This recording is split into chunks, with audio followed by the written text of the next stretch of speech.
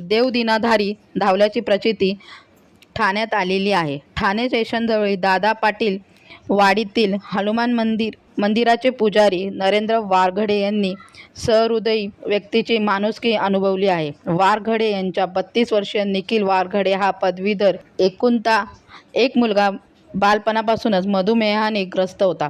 त्याच्या उपचारासाठी नौपाड्यातील वी आणि फॉर यू संस्थेचे किरण नागती यांनी धावाधाव तर केलीच, परंतु उपचार दरम्यान मृत्यू ओढवल्यावर माणुसकीचा धर्म पाळून निखिलाच्या अंत्यसंस्काराची जबाबदारी देखील किरण नागती यांनी पार पाडली। पैशाची चणचण असल्याने वारघडे यांनी किरण नागती यांना संपर्क केला। नागती यांनी तातडीने धाव घेत रुग्णालयाचे बिल कमी करून तिथून अंत्यवस्था स्थितीत मुलाला पुन्हा ठाण्याच्या सिव्हिल रुग्णालयात दाखल केले। तिथून नंतर KM हॉस्पिटलचा बेड मिळवून दिला। उपचाराची शर्त सुरू असताना जेमतेम 5 दिवसांनी उपचार दरम्यान निखिलचा मृत्यू ओढवला। ही दुःखद बातमी कळताच किरण नागती यांनी निखिलच्या संपूर्ण अंत्यसंस्काराची जबाबदारीही पार पाडली। नागती यांच्या या सहृदय सामाजिक बांधिलकीबद्दल वारघडे कुटुंबांनी आभार मानत खरोखरच आमच्या सारख्या दिनांच्या घरी देवच धावून आले चे म्हटले। आपल्या भेटीसाठी आले आहेत। त्यांची निशाणी आहे फुगा क्रमांक 21 ड अपक्ष उमेदवार श्री किरण विष्णू नागती।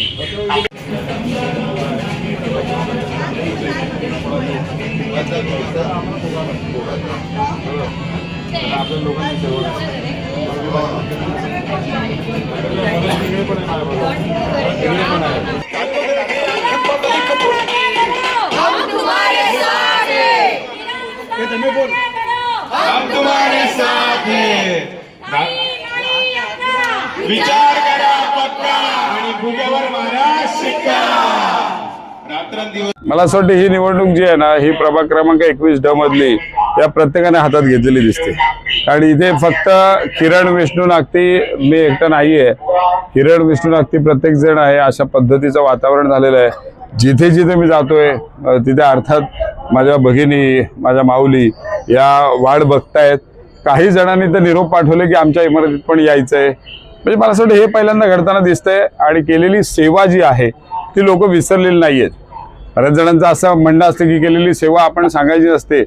जेव्हा सेवा आपण करत असतो तेव्हा केलेली सेवाच लक्षात राहते आणि मग समोरची माणसं स्वतःहून सांगतात। त्याच्यासाठी सेवा करावी लागते आणि ती सेवा मला असं वाटतं मी एकट्याने नाही तर माझ्या सहकाऱ्यांसोबत आम्ही केलेली आहे।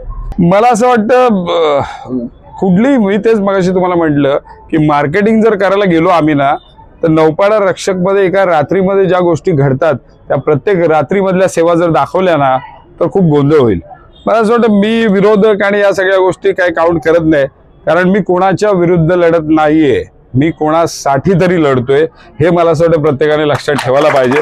मी कुणावरही टीका करणार नाही। ज्यांना टीका करायची त्यांनी करून दे, कारण स्वामींचा आशीर्वाद घेऊन आम्ही काम करतोय। हे सगळे सेवेकरी म्हणून काम करतायत। त्याच्यामुळे मार्केटिंग आहे ना कुठल्या गोष्टीचं करायचं आणि कुठल्या गोष्टीचं नाही हे आम्हाला कळतं। नमस्कार, मी भाऊ वारघडे, हनुमान मंदिर दादा पाटील वाडी इथला पुजारी, इथला स्थानिक रहिवासी। आज मी वडलोपाची 70 ते 80 वर्ष या वाडीत राहतोय। आज समाजकार्य याच्यामध्ये फार मोलाचा वाटा आहे। आणि जे आज माझ्यावर जो असा प्रसंग गुजरला होता माझ्या मुलाबद्दल, माझा मुलगा निखिल वय वर्ष 32, आज तो मृत्यूच्या छायेमध्ये असताना किरण नागती सर एखाद्या देवदूतासारखे तिथे आले। त्यांनी मला जी मदत केली ही वाखाणण्याजोगी आहे। ही मदत मला ना घरचे करू शकले ना मित्रमंडळी करू शकले ना, पण त्यांचं जे मोलाचं योगदान होतं ते फार अमूल्य होतं। आज हॉस्पिटलमध्ये बिल कमी करून परत सिव्हिल हॉस्पिटलला हलवण्यापासून ते KM हॉस्पिटलपर्यंत, KM हॉस्पिटलला माझा मुलगा 5 दिवस होता। तिथल्या DN डॉक्टर वगैरे सतत संपर्कात सर होते। तिथनं ज्या टायमाला तो डेथ झाला तर मृत्यू पावला, त्याच्यानंतर किरण नागती सर हे अंत्यविधीसाठी रात्री जातीने 2 वाजेपर्यंत माझ्याबरोबर होते। आज हा फार देव माणूस आहे। हा रात्री अपरात्री कोणालाही मदत करू शकतो, ओळख पाहिजे असं नाही आहे। काय तुम्ही फक्त एक कॉल करा किंवा त्यांना नाही कॉल केला, त्यांना जरी समजलं की बाबा असा असा माणूस अडचणीत आहे तरी ते तुमच्यासाठी धावत येणारा माणूस आहे। हा फार देव माणूस आहे। तर हा आपल्या विभागातून 21 वॉर्ड नंबर 21 मधनं हा आपल्या विभागापासून अपक्ष निशाणी म्हणून फुगा म्हणून निशाणी घेऊन उभा आहे। तर ह्या अशा देवदूत माणसाला आपल्याला महापालिकेत पाठवायचं आहे. तर आपली निशाणी फुगा आहे. तर सर्वांनी फुगा या निशाणीवर शिक्कामोर्तब करून श्री किरण नागटे सर यांना बहुमोल मतदानाने विजयी करा. नेहमी 24 म्हणतात ना 24/7 नेहमी अवेलेबल असतात त्यांच्या सर्व लोकांसाठी विभागातल्या. तर या निवडणुकीसाठी ते फुगा या चिन्हावर उभे आहेत. माझी सर्वांना विनंती आहे, कृपया आपण भरघोस मत देऊन साहेबांना निवडून द्यावं यावेळी आणि एक खरा जनप्रतिनिधी आपण महापालिकेत पाठवावा ही सर्वांना विनंती आहे. नक्की साहेब आमच्या इथे आले आहेत आणि आम्ही त्यांना निवडून देणार आहोत आणि आमचा आशीर्वाद आहे त्यांच्यावरती आणि ते 100% निवडून येतील.